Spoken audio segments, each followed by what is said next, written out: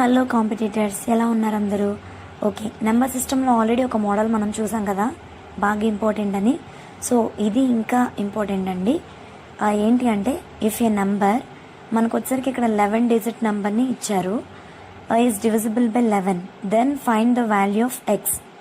నార్మల్గా number divisible అవుతుందా లేదా అని చెక్ చేయడం ఒక కేటగిరీ, బట్ ఒక నెంబర్ డివిజిబుల్ అవుతుంది, బట్ ఏ ప్లేస్లో అయినా సరే ఒక వాల్యూని మిస్ చేసి, ఒక డిజిట్ని మిస్ చేసి ఆ నెంబర్ ఏంటో ఫైండ్ అవుట్ చేయమంటున్నాడు.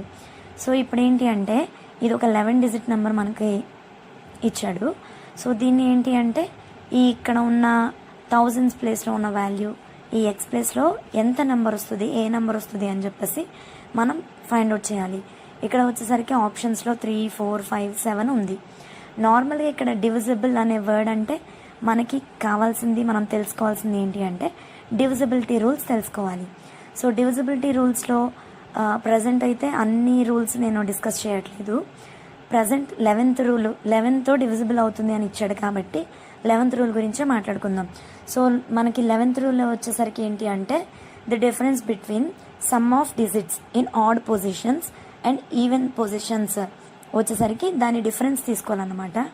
ఆ డిఫరెన్స్ 11తో డివిజిబుల్ అయితే then the number is divisible by 11.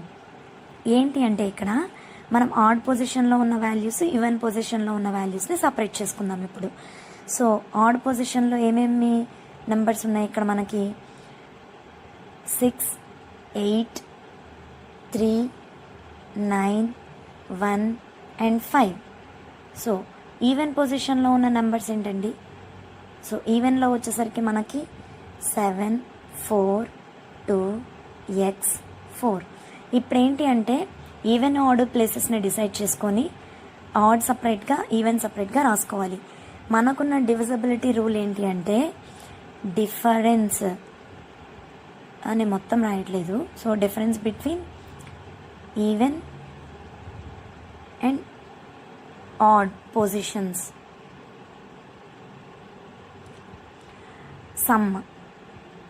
So even ప్లేస్లో ఉన్న నెంబర్స్ని, ఆడ్ ప్లేస్లో ఉన్న నెంబర్స్ని సపరేట్గా సమ్ చేసి ఆ రెండింటి మధ్య డిఫరెన్స్ తీసుకుంటే వచ్చిన నెంబర్ 11తో డివిజిబుల్ అవ్వాలి. So 6 + 8 + 3 + 9 + 1 + 5, next 7 + 4 + 2 + x + 4. సో ఈ రెండింటి మధ్యలో ఉన్న డిఫరెన్స్ తీసుకోవాలి. ఇప్పుడు దీని ఎడిషన్ ఎంత వస్తుంది అంటే 32.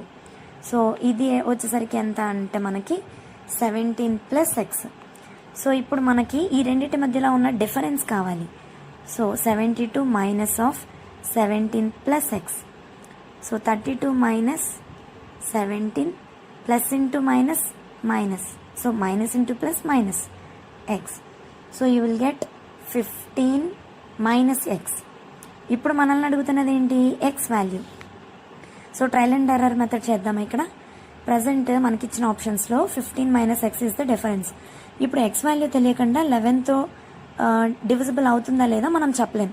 సో బై ద ఆప్షన్స్ 15 - 3 తీసుకుందాం. సో 15 - 3 అంటే ఎంత మనకి? 12. 12 అనేది 11తో డివిజిబుల్ అవుతుందా? అవ్వదు. సో 4. ఇప్పుడు 4 తీసుకుంటే ఏమొస్తుంది మనకి? 15 - 4. You will get 11. So 11 is divisible by 11. Then what is the answer here? B is the option and the answer is 4. So ఇలా చేసి మనము ఈ వాల్యూని ఫైండ్ అవుట్ చేయొచ్చు. తర్వాత డివిజిబిలిటీ రూల్స్ అనేది నేను నెక్స్ట్ వీడియో చేస్తానండి. అందులో అన్ని డివిజిబిలిటీ రూల్స్ గురించి డిస్కస్ చేస్తాను, చూడండి. అండ్ చూస్తున్న వాళ్ళు నా ఛానల్ని లైక్ చేయండి, షేర్ చేయండి, కామెంట్ చేయండి, అండ్ ప్లీజ్ సబ్స్క్రైబ్ చేసుకోవడం మర్చిపోకండి. Thank you.